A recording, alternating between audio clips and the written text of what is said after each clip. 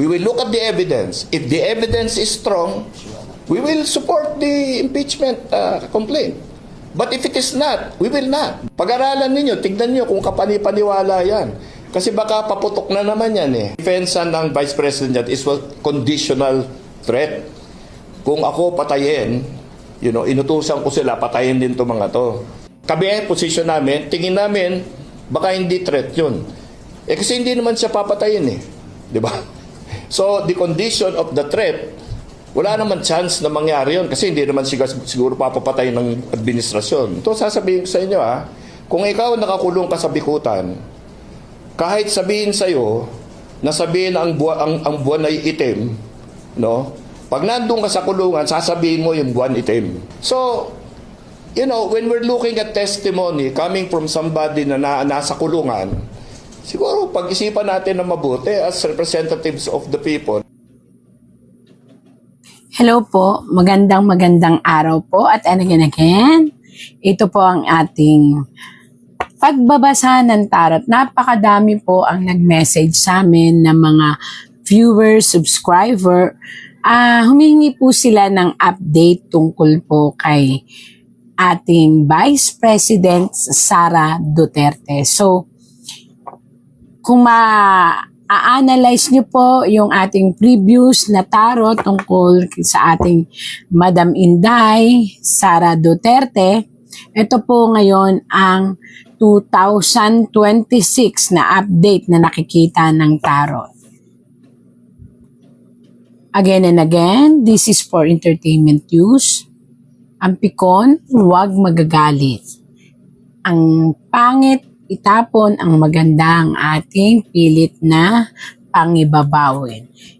Tarot, ipakita mo sa akin kung ano nakikita mo sa ating Vice President Sara Duterte sa taong 2026 and onward. Again, ito po ay aking babalasahin at i-scrabble, then scramble. And kung ano po ang madampot ko, ito po ay ipinagkaloob ng tarot at ng universe. Ayan.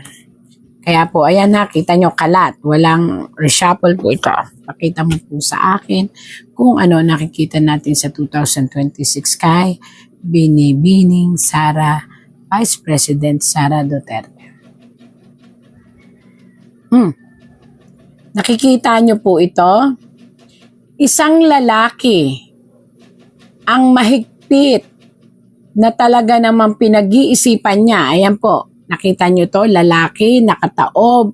Ibig sabihin kaya po siya nakataob, nag-iisip pa siya ng maraming nakita nyo po itong cups, ito po ay maaaring signifies of kaso. Bakit sinabi kong signifies of kaso? Kasi po, di ba, pag nagfa-file ng mga kaso, magastos. Pag nagfa-file ng kaso, kinakailangan para siyang ginto.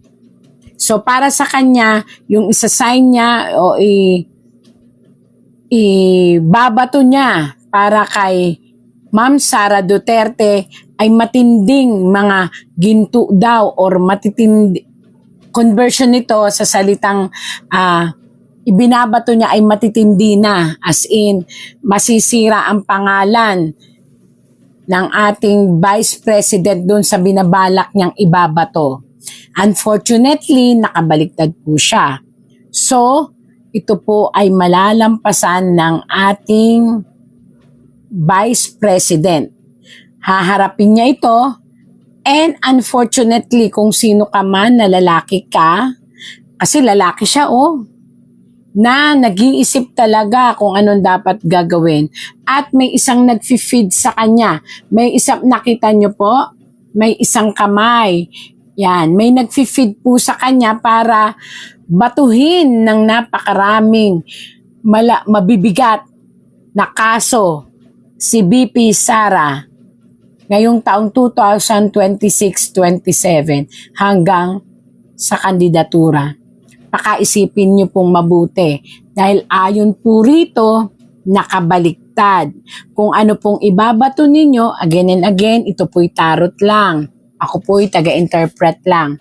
kung ano pong ibabato ninyo sa kanya, dahil siya naman ang in-scrabble name ko rito, ito po ay dapat yung pakaisipin dahil hindi magtatagumpay ang pagsira ninyo ng kanyang pangalan. Kung sino ka man na lalaki na nag-iisip, paulit-ulit kong sinasabi, akala ninyo sa tatlong maaatikabong akusasyon ay mapapasuko nyo ang isang Inday Sara.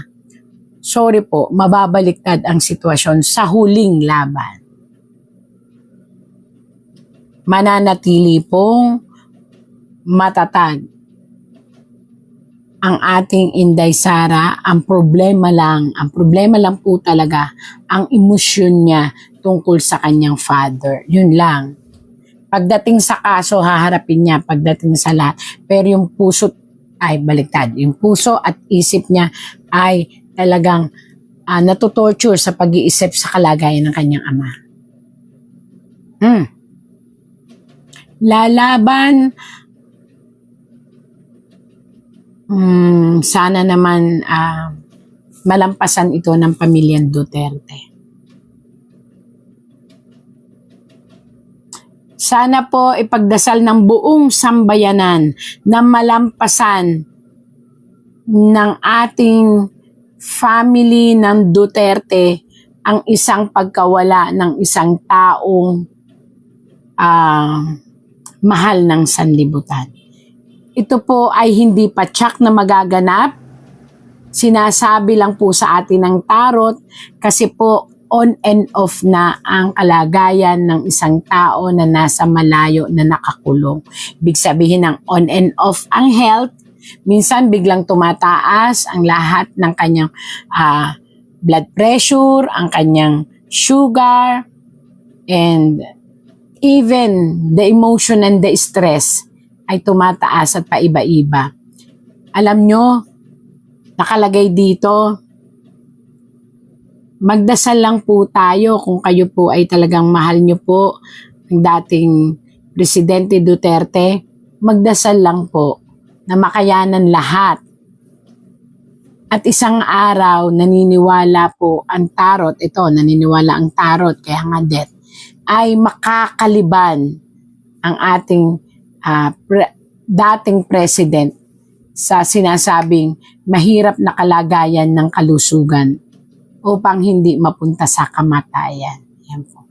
2026-27, doon magkakaroon ng problema masyado ang health ng ating presidente at dahil siya'y ama, lumabas po siya sa tarot ni Vice President Sara. At yun po ang iniisip talaga ng ating Sara. Hindi niya iniisip to kasi kaya niya tong labanan. Sabi nga, kaya daw niya tong harapin. Kaya nga po ito mag-isip kasi haharapin talaga siya ng ating Vice President. Pero ito hindi niya kaya to. Ito ang iniisip niya. Ito ang palagi niyang kinakatakot, ang mawala ang kanyang ama. Kitang-kita naman po, death.